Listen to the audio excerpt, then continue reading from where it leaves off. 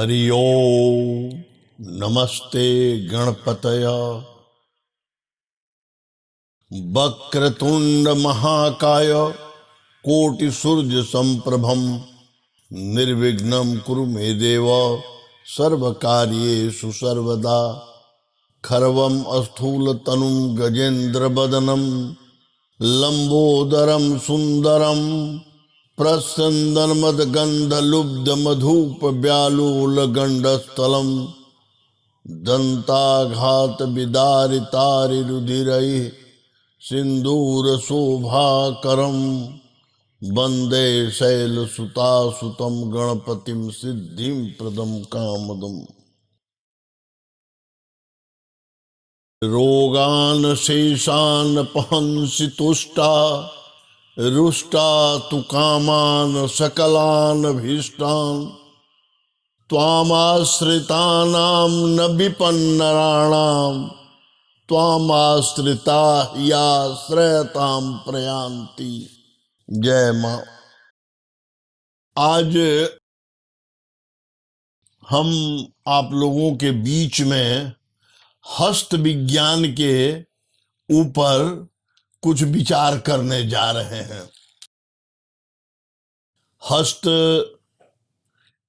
के प्रकार, हस्त की रेखाएं और उससे कैसे किसी के भविष्य की जानकारी लें, किसी की भविष्य के विषय में रेखाओं के द्वारा कैसे जीवन शैली को समझें और उसे दिशा निर्देश दें, इस विषय की आज हम आपसे चर्चा करने जा रहे हैं। देखिए, हमारे मनीषियों ने एक एक चीज पर गहन खोज किया है और खोज करके जीवन को उत्तम से उत्तम बनाने का दिशा निर्देश दिया है, रास्ता दर्शाया है। उसे हमें उसका लाभ लेना चाहिए। अब देखिए, हस्त रेखा दोनों हाथ को देख करके पहले तो हस्त जो है वो कितने प्रकार के होते हैं। एक तो सामान्य, माने जो क्या उसको कहेंगे, वो ऐसा हाथ जो एक सामान्य व्यक्ति का होता है, जिसमें बहुत से रेखाएं नहीं होती हैं और थुथला हाथ होता है और उसमें रेखाएं बहुत मोटी मोटी होती हैं और 2-3 ही रेखाएं होती हैं। वह सामान्य हाथ कहा जाता है। वैसे जातक सामान्य तौर पर श्रमिक का कार्य करने वाला होता है। श्रम के बदौलत अपने जीवन यापन में विश्वास करता है। उसकी शिक्षा दीक्षा भी कम होती है और वह लकीर की फकीर वाली भाव भी जीवन में रखता है। दूसरा हाथ जो है वह समझिए कि वर्गाकार हाथ होता है। यह बड़ा ही प्रैक्टिकल हाथ माना जाता है। सबसे ज्यादा सक्सेसफुल हाथ में इसकी गिनती होती है। इसकी लंबाई और चौड़ाई बराबर होती है। इसमें सारे ग्रह अपने जगह पर होते हैं और इसकी अंगुलियां भी स्क्वायर होती हैं। ये हाथ वाले 90% जातक जो है वो बुद्धिजीवी क्षेत्र में आते हैं। बहुत बड़े चिकित्सक, बहुत बड़े इंजीनियर, बहुत बड़े वकील या बहुत बड़े बिजनेसमैन, बहुत बड़े इंडस्ट्रियलिस्ट, ये सभी लोग इस वर्ग में आते हैं। ये हाथ वाले कभी भावना का महत्व नहीं देते हैं। ये कर्म की और अर्थ की बहुत ज्यादा महत्व देते हैं। अर्थ से इनकी बहुत लगाव होती है और अर्थ उपार्जन में ये बहुत ही सक्सेसफुल माने जाते हैं। पर इनके स्वास्थ्य में कुछ अक्सर मैंने देखा है कि गड़बड़ी होती है, जैसे हृदय से संबंधित रोग, किडनी से संबंधित रोग, सेक्स से संबंधित रोग, ये सब अक्सर इन लोगों में प्रभावित रहता है। ये जिस क्षेत्र में भी रहते हैं उसमें सफल हो जाते हैं। मैंने अभी तक ऐसा देखा है कि इनकी रेखाएं बहुत, इनके हाथ में रेखाएं बहुत माने नहीं रखती है। स्क्वायर हैंड बहुत ही अच्छा होता है। इसके बाद जो है वो दार्शनिक हाथ होता है। उनके हाथ लंबे होते हैं, अंगुलियां लंबी होती हैं और कोनिक होती हैं। उनमें लकीर का महत्व होता है। वो बहुत ही ज्यादा सिद्धांत की बात करते हैं और सिद्धांत पर जीने और मरने की बात सोचते हैं। हमारे पिताजी क्या करते थे, हमारे दादा कैसे थे, हमारे खानदान की क्या है, इन सब बातों पर ऐसे जातक बहुत ध्यान देते हैं और ऐसे जातक अर्थ के दृष्टि से बहुत खुशहाल नहीं हो पाते हैं। सफलता भी जितनी मिलनी चाहिए नहीं मिलती है, क्योंकि इनके विचार इनके सफलता में बाधक हो जाता है। इसके बाद कलात्मक हाथ होती है। उनकी अंगुलियां पतली, लंबी और बहुत कोनिक, पॉइंटेड होती है। साथ ही उनका हाथ भी बहुत चिकना तथा लाल आभा लिए हुए रहता है। ऐसे जातक कला के क्षेत्र में बहुत ही आगे बढ़ते हैं। इसके हाथ में रेखाओं का भी महत्व होता है। अगर इनके हाथ में सूर्य रेखा बहुत मजबूत है, भाग्य रेखा भी बहुत मजबूत है, साथ साथ मस्तिष्क रेखा पूर्ण विकसित है, तो ऐसे जातक राष्ट्रीय स्तर की ख्याति कला के क्षेत्र में प्राप्त करते हैं।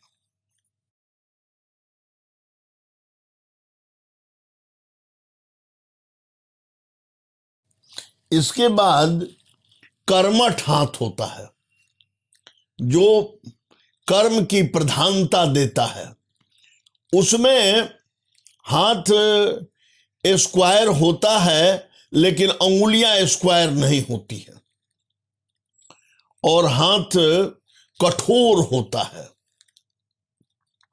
उसमें रेखाओं का भी महत्व होता है। उसमें भाग्य रेखा का और सन लाइन का बहुत महत्व होता है। ऐसे जातक अपने कर्म से जीवन में सब कुछ अर्न करते हैं और ऐसे जातक का 32वें साल से भाग्योदय आरंभ करता है। ऐसे जातक जीवन में कर्म की धून के पक्के होते हैं। उनको अपने कर्म के अलावा और कुछ दिखाई नहीं देता है। भाग्य पर कम विश्वास करते हैं। ऐसे जातक जीवन में सफल होते हैं और जीवन का उत्तरार्ध बहुत अच्छा व्यतीत होता है, बशर्ते कि सभी लाइन अच्छी हो तब। इसके बाद मिश्रित हाथ होता है।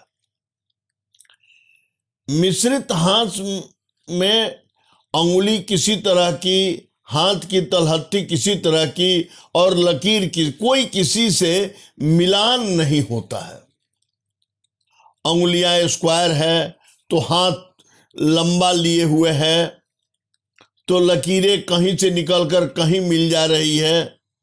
तो ऐसे जातक जो हैं वो बहुत सेंटिमेंटल, भावुक, कभी कर्म की मान्यता देंगे तो कभी भाग्य की मान्यता देंगे।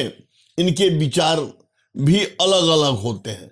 किसी को ज्ञान देने में बहुत विश्वास रखते हैं, अपने ऊपर उसको पालन नहीं करेंगे लेकिन दूसरे को ज्ञान खूब देंगे। मिश्रित हाथ वाले का जीवन जो है वो डोल डोल होता है, क्योंकि उनकी सोच कुछ होती है, कर्म कुछ होती है। कभी आदर्श की बात करेंगे तो कभी माने उनकी जीवन शैली ही अजीब तरह की होती है। ये तो हस्त प्रकार मैंने बताया।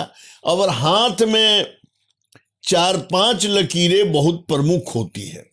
एक जीवन रेखा, जीवन रेखा जो है वो बृहस्पति माउंट के नीचे से आरंभ करता है और अब हाथ के अंतिम स्तर तक जाता है।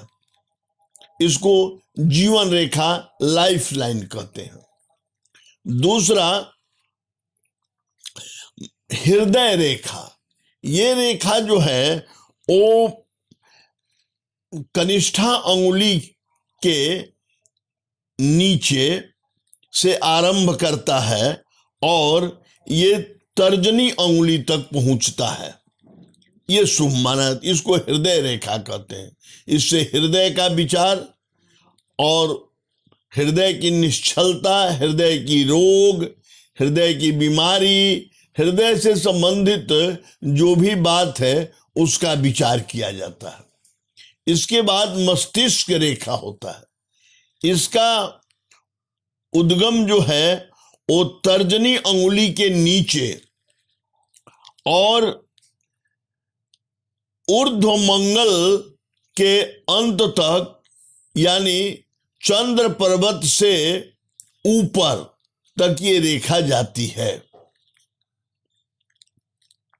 मस्तिष्क रेखा का हाथ में बहुत महत्व है।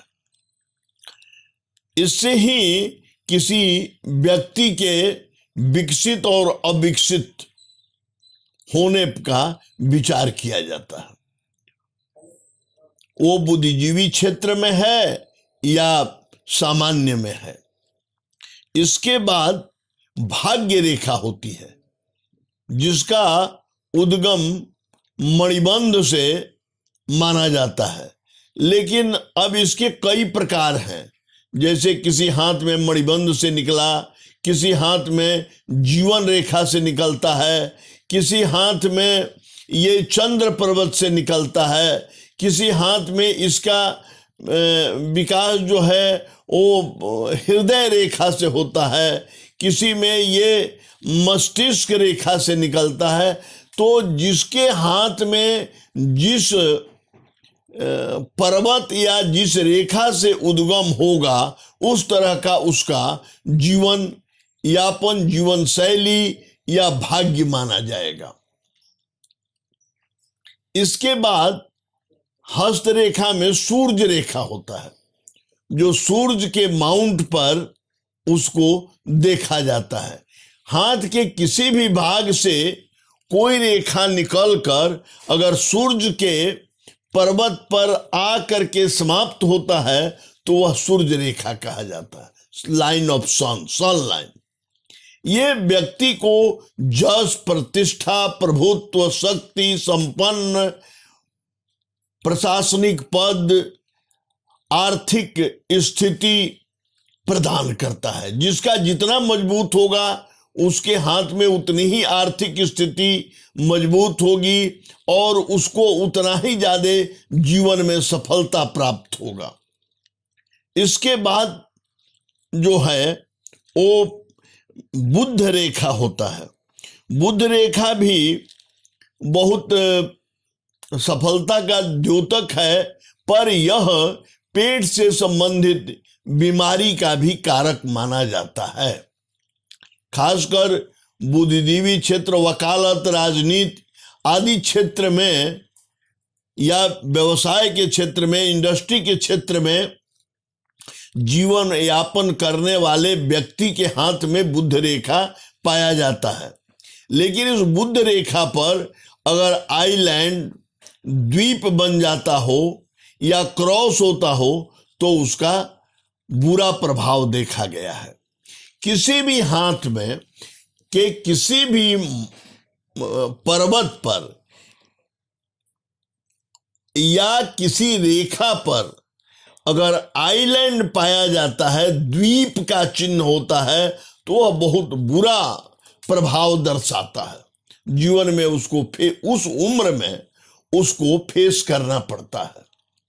लेकिन अगर किसी के हाथ में स्क्वायर है किसी माउंट पर या किसी रेखा पर, तो वह उस पर्वत के दुर्गुणों से रक्षा करता है या उस रेखा से, जैसे किसी के लाइफ लाइन पर स्क्वायर है तो उसको जीवन में खतरा से रक्षा होगी। इस तरह से स्क्वायर रक्षात्मक साइन माना जाता है, चिन्ह माना जाता है। और द्वीप जो है वह कष्ट देने वाला साइन माना जाता है। उसी तरह से स्टार जो है वो सूर्य रेखा पर बहुत शुभ माना जाता है, नेशनल फिगर बना देगा अगर किसी की सूर्य रेखा पर या सूर्य के पर्वत पर अगर स्टार बना हो तो। लेकिन वह स्टार शनि पर या लाइफ लाइन पर और कहीं होगा तो वो खतरा दर्शाता है। उसी तरह से जो है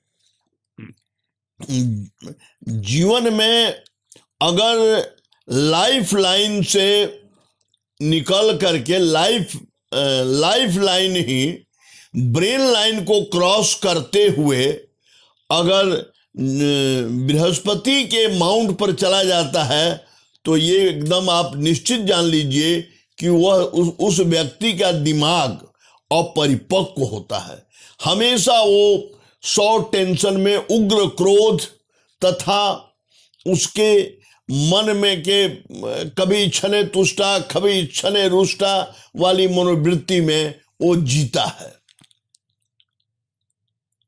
इस प्रकार हाथ में बहुत सी चीजें जानने की है।